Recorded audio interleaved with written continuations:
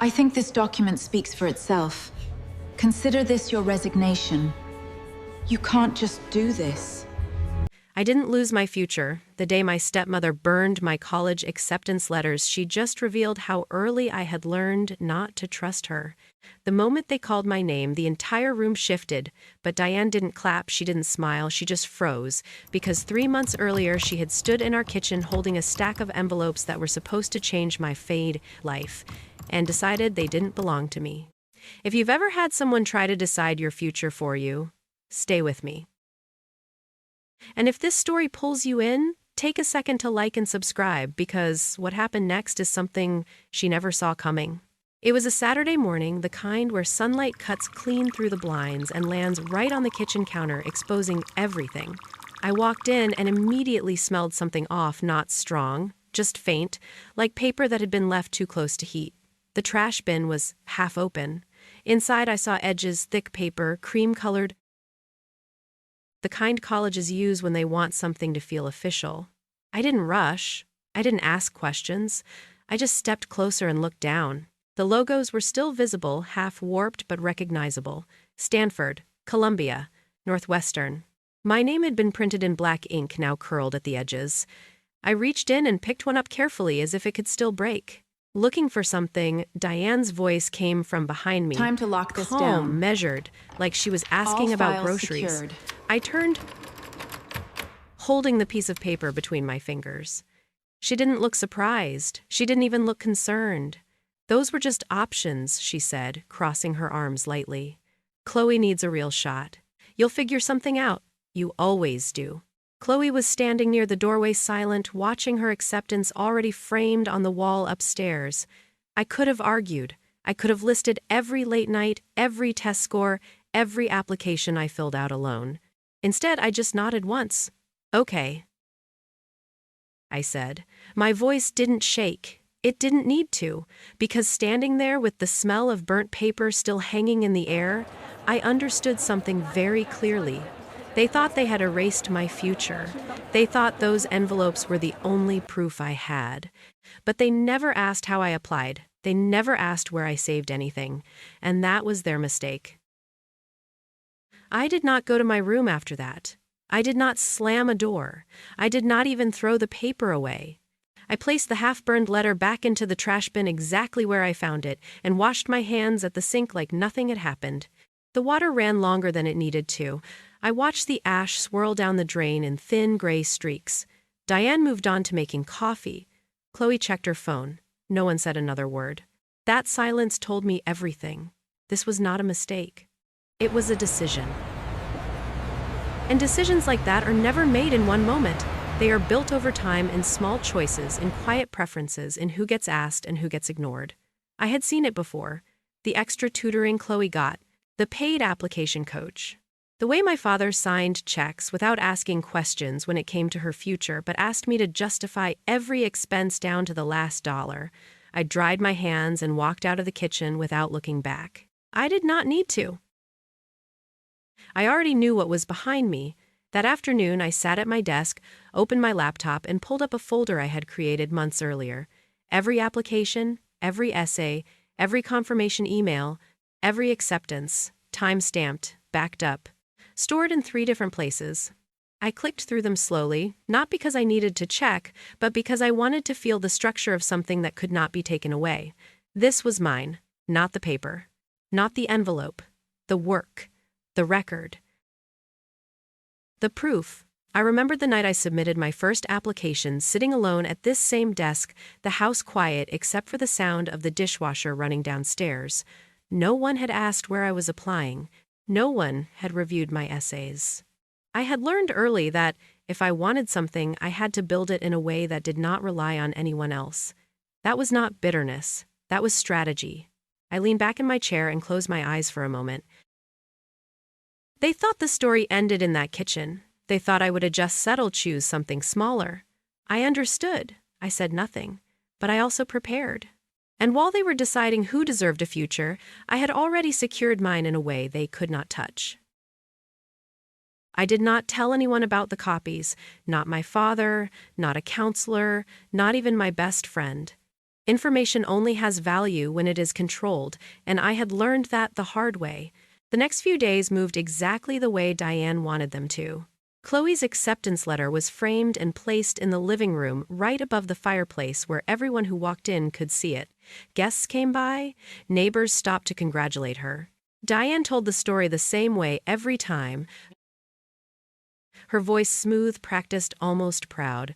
We worked so hard to make sure she had every opportunity, she would say, resting a hand lightly on Chloe's shoulder. My name did not come up, not once. I stood there sometimes just a few feet away, holding a glass of water or clearing dishes, listening to a version of reality that had been edited so cleanly it almost sounded believable. My father nodded along. He did not question anything.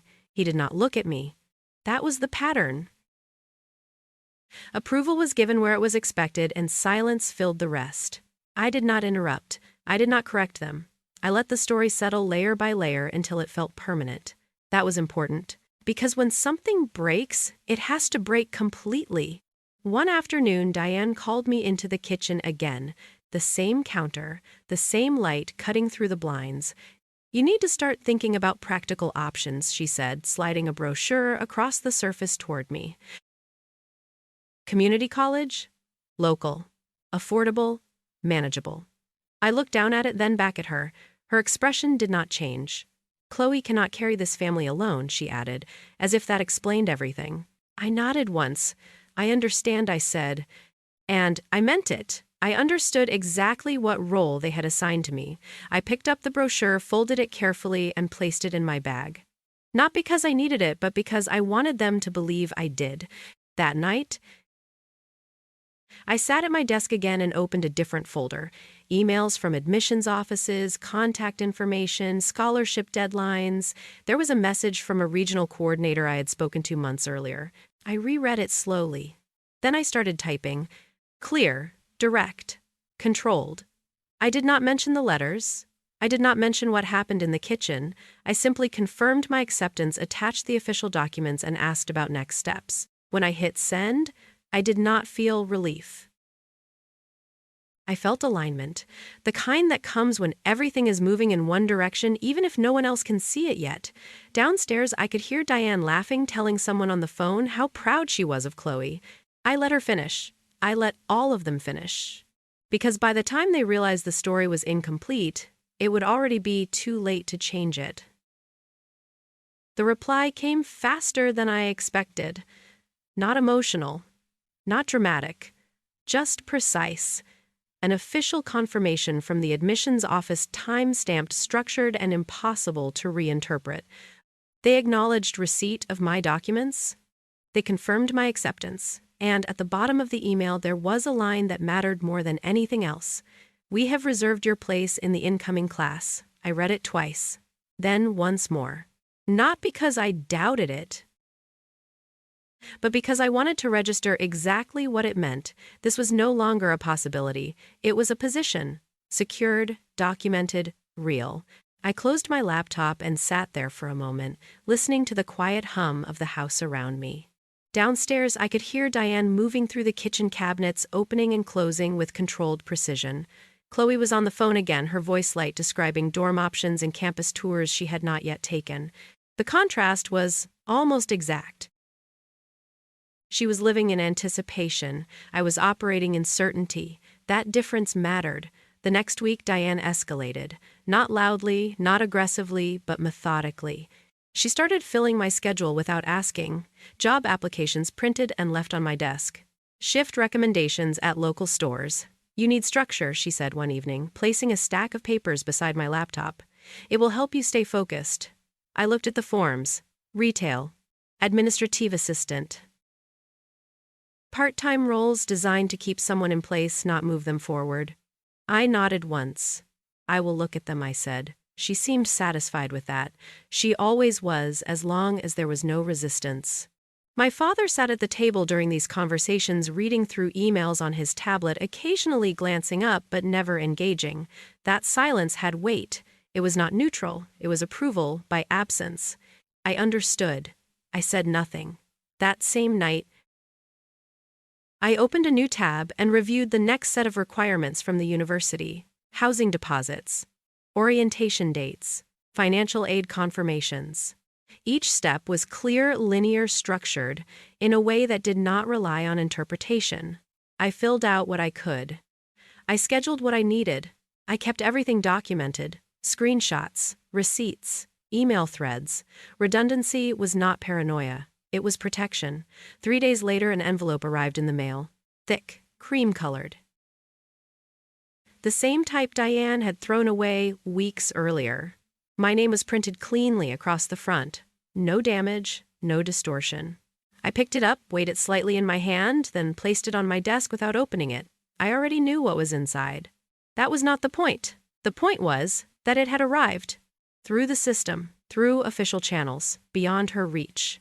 I left it there for the rest of the day, untouched, visible exactly where it could not be ignored. That evening, Diane walked into my room without knocking. Her eyes went straight to the envelope. She paused, just for a second. Then she stepped closer. "What is that?" she asked, her tone even but thinner than usual. I looked at her, then at the envelope, then back at her. "It is mine," I said. Nothing more, nothing less. She did not respond immediately. She did not need to. I could see it in her expression. Not panic, not yet. But something had shifted. Something small. Something structural. And once that kind of shift begins, it does not reverse. It continues. I did not open the envelope that night. I left it exactly where it was, flat on my desk, aligned with the edge like everything else I kept in order. Diane noticed. That mattered more than anything inside it. The next morning, the house felt different. Not louder, not tense, just slightly off, like something had shifted 1 inch out of place, and no one could quite ignore it. Chloe came downstairs, first, still talking about her campus tour schedule, her voice bright, uninterrupted. Diane followed. Quieter than usual, her eyes scanning the kitchen, then the hallway, then settling briefly in my direction before moving away. She did not ask again about the envelope. That was strategic. Instead, she adjusted the narrative. "Some schools send multiple copies," she said casually over breakfast, not looking at me, speaking more to the room than to anyone specific. "It does not mean anything is final." My father nodded without lifting his eyes from his tablet. That was the pattern again. Reframe, minimize, normalize. I understood. I said nothing. Later that afternoon, I heard Diane on the phone in the living room. Her voice was lower, controlled, the way people speak when they are trying to gather information without revealing concern. I did not need to hear every word. The tone was enough. She was asking questions, quietly, carefully, about processes, about timelines, about admissions. I sat at my desk and continued working through my checklist, each step marked, each confirmation saved. I did not rush. There was no reason to. Systems move forward whether people accept them or not. That evening, she tried a different approach. She came into my room again this time, holding a folder of Chloe's documents. "We need to make sure everything is organized," she said, placing it on the edge of my desk just close enough to overlap with my space. "There cannot be confusion between the two of you." I looked at the folder, then at her. "There is no confusion," I said. My voice stayed even. She held my gaze for a second longer than necessary. Then she smiled. Thin, controlled. "Good," she replied, but she did not move the folder. She left it there like a boundary marker. I let it sit. For exactly 10 seconds. Then I slid it back across the desk until it no longer touched anything that belonged to me. Not aggressive, not dramatic, just precise. She watched the movement. That was the moment, small, quiet, but clear. I was no longer adjusting to their version of reality. I was operating inside my own, and the more they tried to contain it, the more visible it became. Because by then it was no longer about an envelope. It was about control. And control, once it starts to slip, does not return the way it was. By the end of that week, the house had split into 2 separate timelines. Upstairs in my room, everything moved forward in clear steps, each one documented, confirmed, secured. Downstairs, the narrative was still being managed, adjusted, and repeated until it sounded stable enough to believe. Diane leaned into that version harder. She started inviting people over again, small groups, controlled conversations, each one centered around Chloe's future.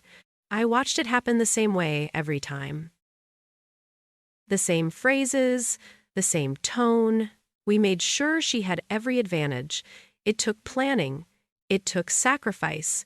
I noticed how carefully she chose those words: planning, sacrifice, as if they had been evenly distributed, as if I had been part of that equation. I stood at the edge of those conversations, invisible but present, like a detail that did not fit but could not be removed. I did not interrupt. I did not correct anything, because the more complete the story became, the harder it would be to undo it later.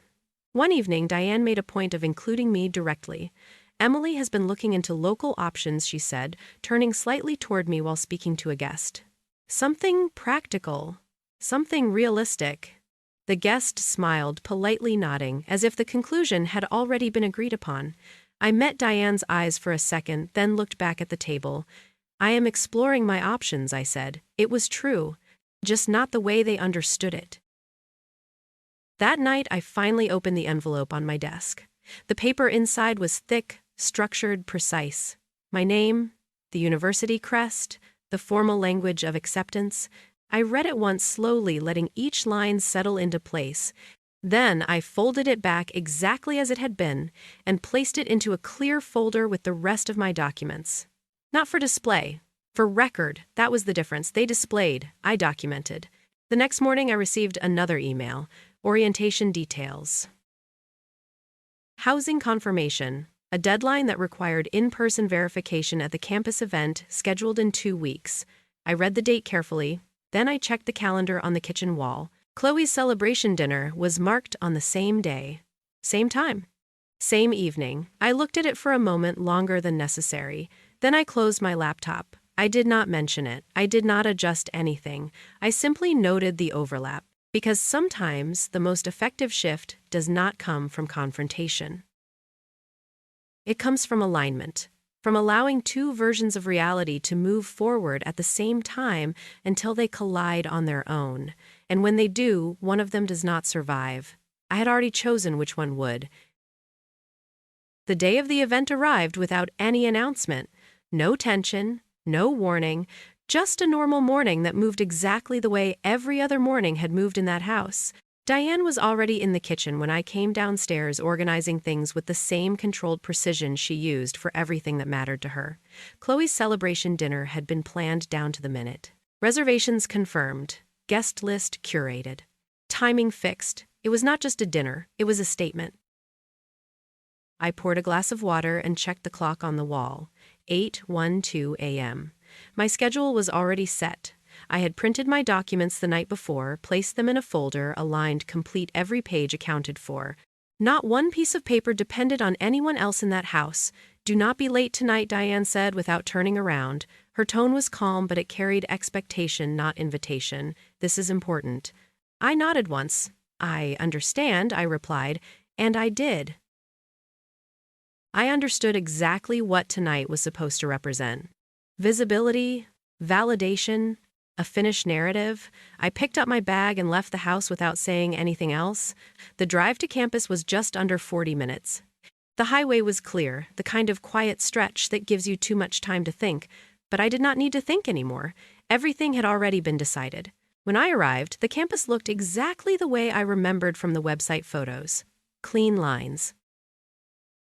Open walkways, students moving with purpose. No one there knew anything about my house, my stepmother, or the version of my future that had been written without me. That separation mattered. I checked in at the registration table, gave my name, and watched as the coordinator found it immediately on the list. No hesitation, no confusion, just confirmation. "You are all set," she said, handing me a packet with my schedule and access credentials. I took it and stepped aside, feeling the weight of something shift into place. Not emotionally, structurally. This was not about proving anything anymore. It was about stepping into something that had already been secured. The orientation moved quickly. Presentations, signatures, final confirmations. Each step built on the last until there was nothing left to question. By the time it ended, I had everything I needed. My place was not pending, it was established. I checked my phone once before leaving the building. 3 missed calls from Diane, 1 message, "Where are you?" I read it, then locked the screen and placed the phone back in my bag. I did not respond. Not yet, because the timeline had already moved forward, and by the time I walked into that dinner, their version of the story would no longer hold. I arrived at the restaurant 22 minutes late, not rushed, not apologetic, just precise. The parking lot was already full, and through the glass windows I could see the table Diane had reserved, long-centered, positioned exactly where it would be visible from every angle. Chloe sat at the head smiling, her posture perfect, her hands folded lightly as guests leaned in to congratulate her. My father sat beside her, nodding engaged, present in a way he rarely was.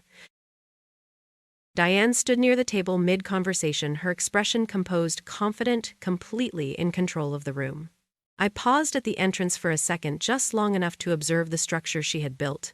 The narrative was complete, every detail aligned. This was the version of reality she wanted everyone to accept. Then I stepped inside. The host noticed me immediately and guided me toward the table without hesitation. Names matter in places like that. Lists matter. I could feel the shift before anyone said a word. Small at first. A few glances, a pause in conversation.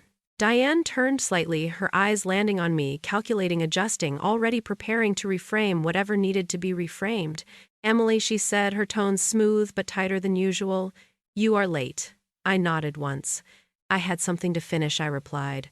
I did not elaborate. I did not need to. I took my seat at the far end of the table, placing my folder carefully beside my plate. Not hidden, not displayed, just present. The conversations resumed, but not fully. There was a new layer now, something unspoken but noticeable, like a shift in temperature. Chloe continued talking about her plans, her dorm, her schedule, each detail reinforcing the story Diane had been telling for weeks. I listened, quiet, observing, waiting. Because moments like this do not need interruption. They need completion. Diane stood to make a small speech, lifting her glass, slightly, her voice clear. Practiced, carrying across the table with ease. "We are so proud of Chloe," she began, her words flowing exactly the way they always did, measured, confident, certain. "Everything she has achieved is the result of dedication, planning, and support." Support. That word, again. I looked down at the table for a second, then back up, my attention steady. She continued building the narrative, reinforcing it layer by layer until there was no space left for anything else. That was the moment. The exact moment where everything aligns just before it breaks. I reached for my folder, opened it slowly, and placed one document on the table in front of me. Not loud, not dramatic, just precise. The paper caught the light for a second, the university crest clear, undeniable. I did not speak. I did not need to. Because sometimes the most powerful shift does not come from what you say.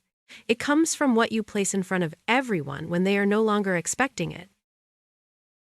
No one spoke at first.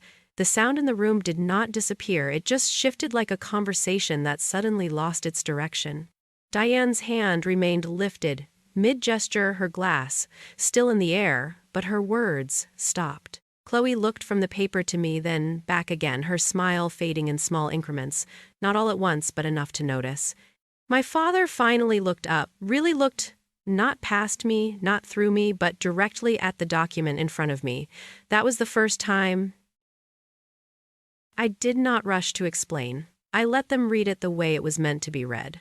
Official, structured, final, the university crest, my name, the scholarship confirmation printed clearly beneath it, not conditional, not pending, awarded, earned, secured. "That is not possible," Diane said finally, her voice controlled but thinner than before. Not loud, just precise. I met her eyes without moving. "It is already processed," I said. "Nothing more, nothing extra." Around the table, people shifted in their seats, leaning slightly forward, curiosity replacing certainty. The narrative she had built did not collapse all at once. It cracked. invisible lines, in small, undeniable fractures. We never saw anything like that, she came to recover, trying to reframe, but the timing was already gone. You said nothing arrived. I nodded once. Nothing you kept, I replied. That was the difference. That was always the difference. Chloe looked down at the table, her hands no longer steady, her earlier confidence replaced by something quieter, something less certain. My father leaned back slightly, his expression unreadable, but present in a way that changed the entire dynamic. Silence again.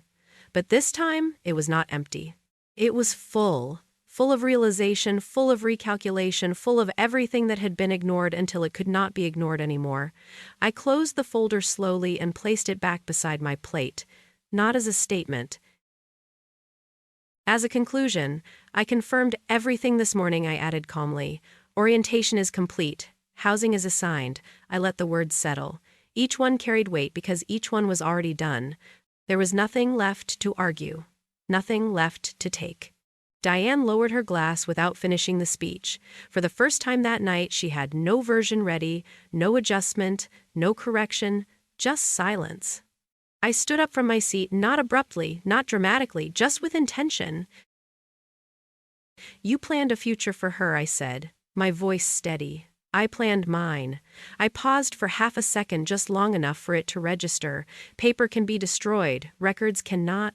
Then I turned and walked away, leaving the table exactly the way it was mid-story, unfinished, because not every story deserves to be completed the way it was written. And if you have ever been in a moment where someone tried to decide your path for you, comment number 1. If you have ever seen a story like this happen in another family, comment number 2. And if you never want to be in a situation like this, comment number 3. Or share your own perspective, because sometimes the strongest move is not reacting, it is preparing until the truth no longer needs your voice to be heard.